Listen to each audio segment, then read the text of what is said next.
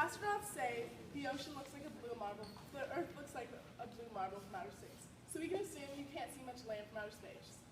That's probably because 71% of the Earth's surface is water. The ocean covers 1,181 million square feet of the ocean's surface. Now, I'm going to say a lot of more facts that maybe you know and maybe you'll learn something new. Like, did you know the ocean holds 4.2 billion feet cubed of water? That's 97% of all the water on Earth. Therefore, only 3% of the water is not in the ocean. All the water you see in rivers, lakes, ice caps, glaciers, in the ground, in our plumbing, and in all living things only makes up 3% of all the water in the world. The average depth of the ocean is 12,450 feet, while the average height of land is only 2,755 feet. That's a whole difference of 9,695 feet, which is a big difference, and it's only the average. Also, the ocean makes up 99% of our biosphere. The biosphere is all the space on Earth occupied by living organisms. So if 99% of all the biosphere is in the ocean, that land and sky make up only 1% of our biosphere. So every plant, animal you see without a snorkel only takes up 1% of all living space in the world. Did you know the ocean was that huge? The water in the ocean never stands still.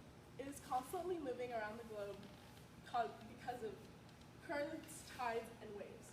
Ocean water has been forever and will be traveling around the globe. Many features contribute to the movement of water, like the ocean's floor shape. Until the 1920s, scientists thought the ocean floor was flat. They made an echo sounder to measure the ocean's depth using sound waves. It turns out they were wrong. The ocean's floor is far from flat. It has the longest mountain ranges, deepest valleys, tallest mountains, and even the largest waterfall on the planet. The ocean floor shape causes natural occurrences like a current. The waterfall works similar to the way the currents do. The cold water is denser and rushes underneath the hot water that floats along the surface. Another factor to the movement of water is wind. The wind brushes the surface of the ocean. Waves start their journey from the middle of the ocean. On average, a wave moves 18 to 28 miles per hour. At a certain depth on shore, depending on the wave, the top of the wave moves faster than the bottom and causes it to break. The moon, the sun, and the earth, with the help of gravitational pull, also cause the ocean to move in the form of tides. Whenever the moon is over the earth, it is high tide. Same with the direct opposite side of the earth. This is because the gravitational pull pulls the water closest to the moon, but also pulls the earth, making two high tides on earth. The Pacific Garbage Patch, or also known as Trash Island, is in the middle of the Pacific Ocean. It has been collecting plastic bottles and plastic bags from the US, Japan, and all other countries that border the Pacific Ocean.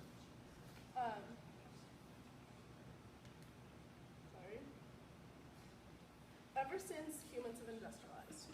Charles Moore, an expert on the topic, said, "Only we humans create things that nature cannot digest." His organization discovered Trash Island.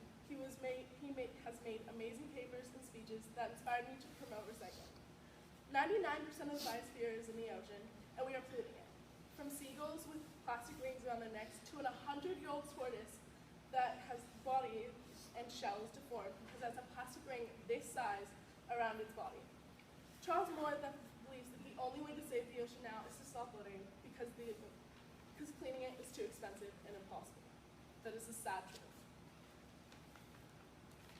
So, my passion is the ocean. But where did that passion come from? How did it become?